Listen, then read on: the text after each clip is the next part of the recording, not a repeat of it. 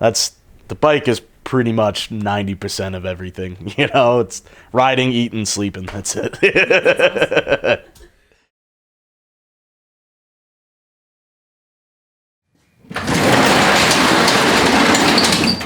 Joseph Hessian, I'm from Braintree, Massachusetts. I've been riding, it'll be 8 years in June. I work for the United States Postal Service. I'm the Master of Custodial Arts, or a janitor, if you want to call it that. Yeah, so I own 2 bikes right now, 2004 Heritage Softail and a 2001 Harley Sportster 883. I was born in South Boston in 1990, moved out to Braintree in 95. I didn't grow up around motorcycles. No one in my family had one. I had like a 4th cousin that had one when I was a kid, and I loved it. And it was a sport bike, which has never really been my cup of tea, but I like all bikes, you know. I ride my bike whenever I can. I ride it. I try to do at least a day a month, even in February. My rule is if the long of the roads aren't icy, I'm out. Temperature is not important. I can layer up and leather up and do all good with that.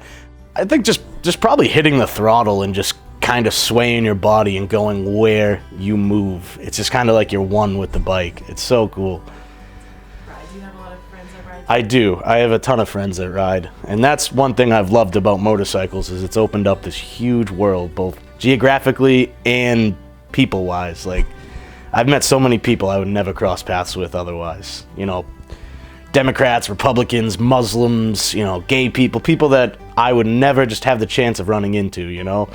And it's a lot of the same answer, you know. It's something that's an escape. You're not texting on your phone. You're not, you know, focused on problems. You're just focused on going forward or, you know, not dying. Yeah, it's definitely something that's universal. You know, there's no cookie cutter. There's, you know, no rhyme or reason to it. It's just people like it, you know. The whole like organized club thing isn't really for me. I have buddies who all do it and I'm totally cool with it. You know, I don't think there's anything wrong with it. It's just not what I want to get out of riding, you know. Like, to me, a lot of clubs close the world and I want to open up the world with the bike, you know. You got to worry about, you know, who you're cool with, where you're going, you know, all that, it's just not for me, you know. When I ride to work on this, it just makes the day instantly better from the get-go.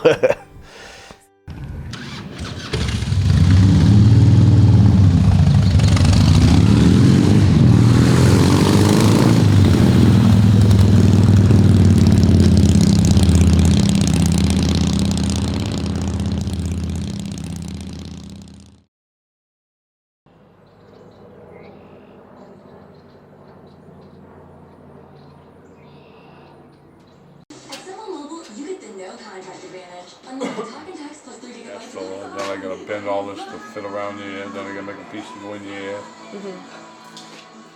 My name's Kelsey Martin, I'm from Beverly, Mass. I'm retired, but it's like this is just mostly a biggest hobby for me right now.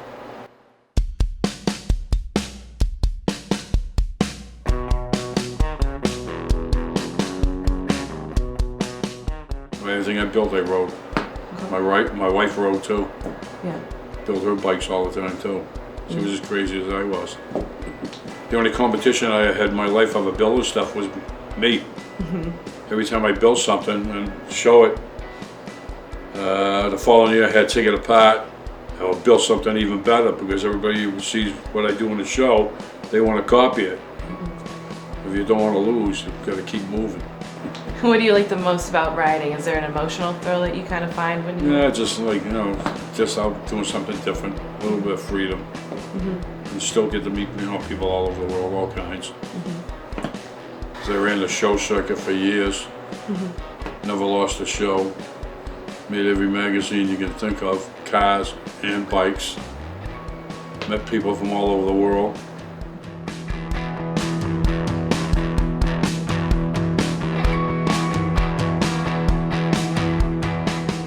Is there a reason why you didn't permanently join a group, or did you just kind of want to? Because I didn't live for my motorcycle. I got married and had a son. That was my family. That came first.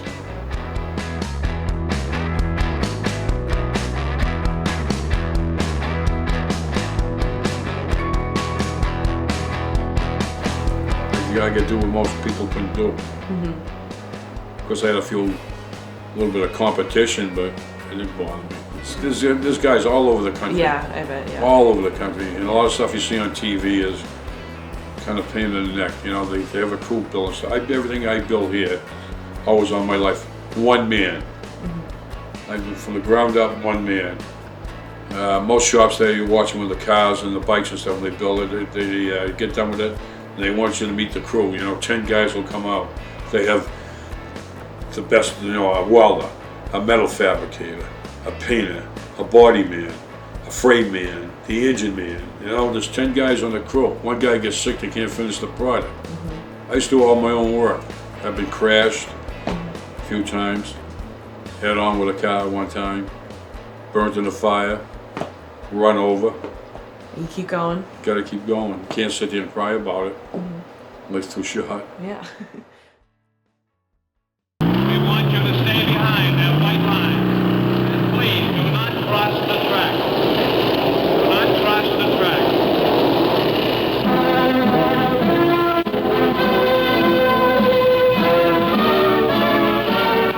From Laconia, New Hampshire, the Summer Sports Spectacular presents the Laconia Motorcycle Races, featuring the 100-mile National Championship Road Race. Brought to you by Schlitz.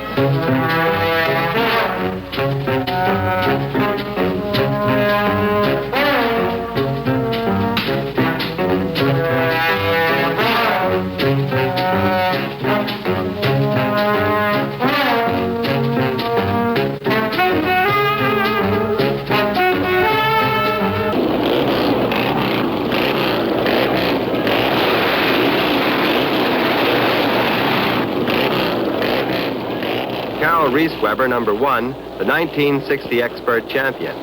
Here, Reese Weber and others talk about motorcycle road racing.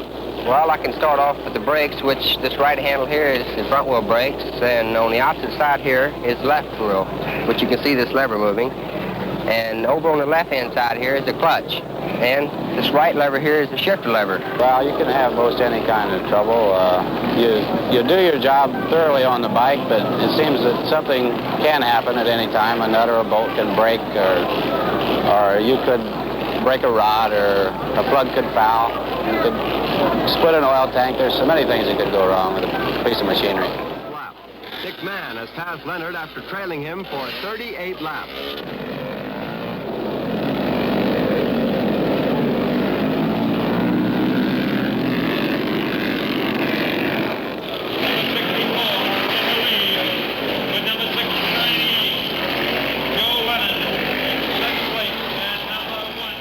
Every year used to. Yeah.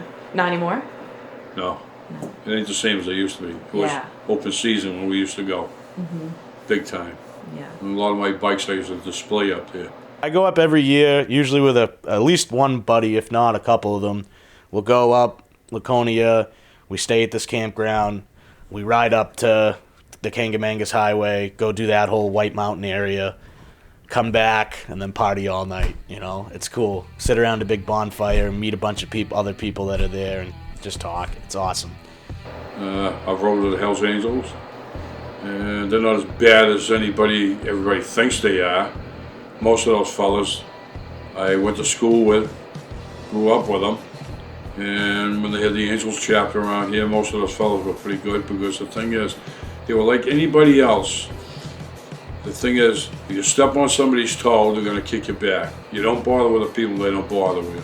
But as the generations turned on and the drugs got into it, and I mean, it kind of spoiled the stuff. But it kind of died out, and most people want to ride, starting like in the late 80s and stuff. They went back to bikes, and the thing was going places, touring, getting out, you know? And motorcycles come a long ways away from the outlaw stuff. Public gained a lot of respect for people. Same with hot rods, same way. In the 50s, if you own a hot rod, you were a bad guy. We all were. Have you ever had an experience or interaction with people that don't ride that isn't, or like, you know, have they ever treated you in a different way? Oh yeah, I'm sure I get looks, and you know, people always tell me I'm intimidating, which cracks me up because I'm the biggest, last person you should be worried about.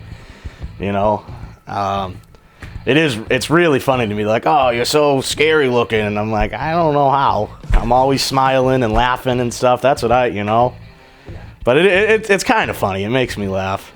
Do you think it's because of like your appearance or because of like the bike? I think a little of both. Yeah. There's that negative stereotype to the biker where he's a scumbag, There's always the joke was the vacuum. What's the difference between a vacuum and a Harley rider? The placement of the dirt bag. I mean, it's a stereotype that's been pushed in movies and everything since the 50s. So I like that when someone meets me, they're like, oh God, and then like 5 minutes later, like, oh, why was I worried? That guy's pretty cool. That stuff makes me laugh. Most people would judge it by what you rode. If you rode a crap can, they figure you were a bum anyways. If you rode a nice bike, they figure you were a good guy. Oh, I didn't know that existed. Yeah. So it is kind of like. Well, it's the same old story when you go out, how you dress, Yeah. If you're dressed in rags, they figure, listen, you got a suit on, must be an important guy. Yeah. Do you think first impressions are pretty important? Yeah, they usually are. Today it don't matter that much, but years ago it did matter. They judged it by how you looked. Yeah.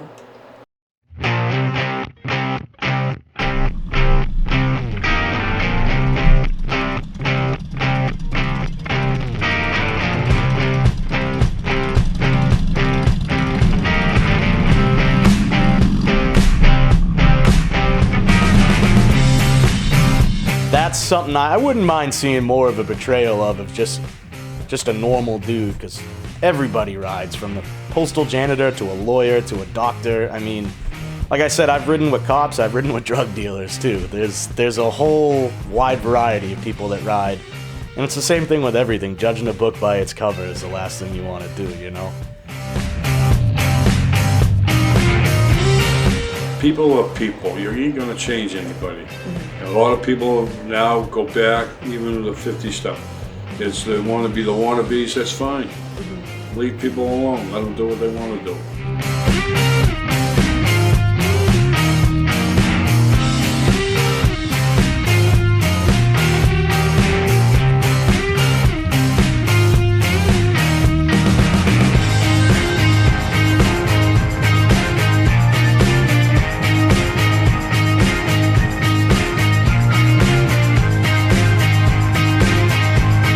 You don't have to try to be tough and, earn respect or whatever. That respect is something that's never really bothered me, because I don't care what other people think about me. They like me, hate me, respect me, I don't care. Doesn't affect my day to day,